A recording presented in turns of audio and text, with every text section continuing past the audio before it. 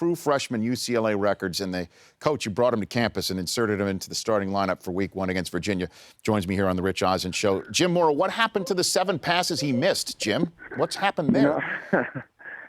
He's got to get more accurate, Rich. He's got to work on that. That's what we're going to get ready to go do right now. Yeah, so, I know. I mean, you got a game against UNLV. How do you handle walk me through how you're going to handle this young man after such a tremendous first game, Coach? Well, Josh is unique, like our team is, in that we just kind of move from day to day and try to get better every day. And we don't listen to the outside noise, and there's a lot of that right now with Josh. It's just all about, being your own worst critic, which is, the cliche of all cliches, but it's the truth. And Josh is the kind of kid that came in here Sunday, watched the film, and wasn't satisfied at all with the way he played. He saw a lot of things that he could do better. We saw a lot of things he could do better, and so we're going to go out and work at it. So what did he do, though, that a freshman normally doesn't do in your estimation?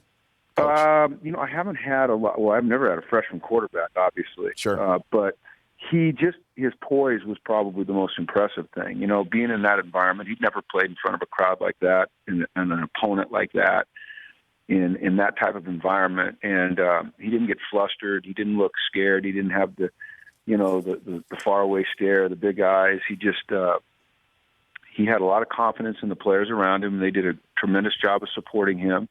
And he just went out and he just executed his job and kept his cool. And I think that's impressive. It sounds like it's easy to do, but it's not. It's hard in that environment. But he did a nice job of that. I'm on the phone with Jim Mora, head coach of UCLA football here on the Rich Eisen Show. Is it true that he was overheard in the huddle saying this game is slower than I thought? Is that a true story? I hadn't heard that. That's the first. I think that a lot of people are going to make up a lot of things right now. And I think it's real easy to start, throwing together quotes that he supposedly made. He never said that to me. Okay. And I haven't heard any of our players say that. That's the first I've heard of it. Are you making that up, or did you really hear Now, that? I'm not that type of part of the paparazzi, Coach. I know you're not. You know that, okay? I'm not a pot stirrer. I've heard of that. Yeah. I don't think that's – I think if you start to have that type of mindset, then you're setting yourself up for failure. Mm-hmm. And I don't believe that is the type of young man Josh is. So tell me about Vanderdoes. Tell me about your junior defensive lineman who got hurt in this game, Coach. Well, that's a tough loss for us. Eddie Vanderdoes is a 3-year starter. He's a really, really good player. And he tore his ACL. He was jumping up to bat a pass down and came down awkward, trying to avoid hitting the quarterback, and his knee buckled on him, and he went and got it checked. And it was pretty stable, which is a pretty common thing. Your muscles start to compensate. So we played a few more plays, and it just felt a little wobbly. And when Kenny Clark, our nose tackle, scored a touchdown on a pass, you don't hear that very often, Rich, do you? No. Kenny Clark, nose tackle, scoring a touchdown on a pass.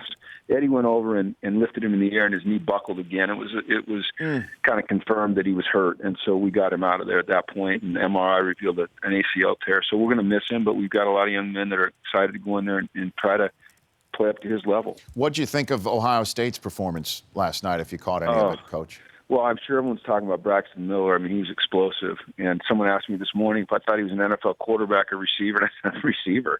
The guy looks spectacular. They're just physical, and they're dominant, and they're deep, and they play with a lot of discipline, and they're tough, and they can run the ball, and now they can really, throw it. And they've got a quarterback that is 250 pounds and hard to tackle. People say, well, do you ever use the Wildcat? Heck, they're in the Wildcat every play with a quarterback that can throw it. So, boy, they are really, really good. Yeah, and they're a unanimous number one for a reason. I'm on the phone. How are we feeling about Michigan in the studio today? Well, I mean, by we, that's we would be you. Yeah, the royal we. We're feeling like we expected to feel, Jim. Okay. I'm not one of those crazy people that thinks that he's just going to wave a wand and change everything. No, it's hard. But the problem is that the issues that plagued Michigan last year is what cost them in Utah, and that's not an easy place to play in at all. No, mistakes. Utah's really a hard place to play, and opening on the road in your first game at a place like Utah is certainly tough. And there's so many high expectations for Michigan and Jim. outward expectations, I'd say he's probably like us. He knows internally what he has and what he has to do to build that thing up. And I'd be very, very surprised if at the end of the year they aren't playing great football. So how should we feel about him, Coach? I don't think we should be disappointed. About Jim, I think you should feel great. About Michigan, I don't think you should be disappointed at all. Okay. I think it's a great lesson, and it's going to take him some time. But like I said, at the end of the year, they'll be playing really good football. I mean, the guy has a tremendous history of building winners, and I don't see any reason why this would be any different, especially at a place like Michigan where you can recruit and you've got the support of your athletic department and your fans and your donors. So it'll be interesting to see how quickly he gets that thing where he wants it, because he's definitely going to get it where he wants it. I'm on the phone with Jim Mora, UCLA head coach, and a good friend of somebody who's kicking off in his old stomping grounds in Atlanta on Monday night. Dan Quinn's first head coaching gig for the Falcons up against Chip Kelly and the Eagles. Coach, how is Quinn sounding when you chat with him lately? Calm and prepared. And I think he likes his team and he likes his staff. And Dan's a pretty even-keeled guy. Now, he's fiery and he's tough, but he's very focused and consistent in his approach. He'll have his team ready to go. It'll be a great environment for him to go out and have his first real game in. The great thing about pro football is you do get 4 preseason games. So, for a player, of course, it helps you prepare. For a coach, it helps you evaluate. And for a head coach, it kind of gets you used to being in the spotlight and having to make those decisions you have to make. But there's really nothing quite like that first game of the regular season. I mean, it's electric. Did you give any pointers on the Oregon stuff and Chip Kelly at all? No, he didn't ask. He's got my old coordinator there, Jeff Ulbrich. So maybe he helped him out. Although I don't know if I'd take our advice when it comes to playing Oregon.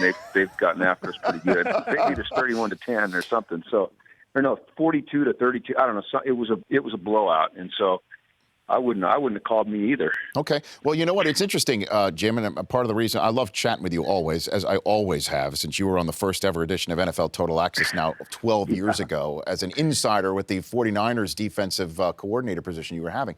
But because I thought you might still be the coach of Atlanta, because I woke up today and Spygate was in the news.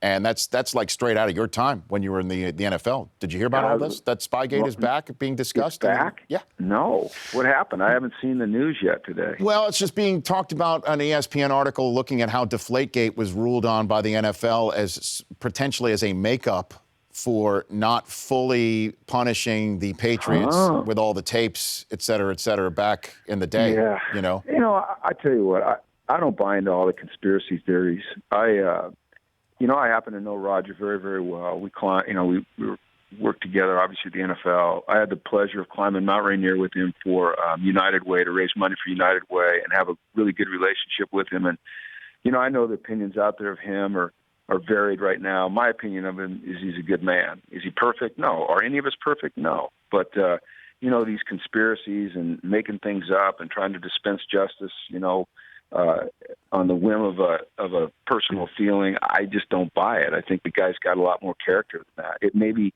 isn't always portrayed that way, but I believe that in his heart, he's a really good man and he's got a lot of integrity. And it'll be hard for anyone to ever sway me away from that. Coach, knowing him how I do. Coach, I appreciate you taking the time, and I'm thrilled to say here on the show that you're going to be as much of a regular on Tuesdays as possible. And if it's okay with you, I'm going to call the segment Tuesdays with Mora. I like it. Let's do it. Especially since that leaves the opportunity that should you not be able to make your appointed call, your dad can fill in, and I will accept that. He can fill in. That's right. You can even call it Tuesdays with Jim Mora, and you still would be accurate. Exactly. See, and that's next level. You're next level. Well, I just like to think like a media guy. That's right. But don't paint me like part of the paparazzi again, where you thought I make something up. I would never do that. You know that. Yeah. All right, Rich. I appreciate you having me on. Thanks, pal. Coach. Thanks. Have a great day. Thanks, you too. That's Jim Mora, UCLA head coach. The Rich Eisen Show, weekdays at noon Eastern. On Audience.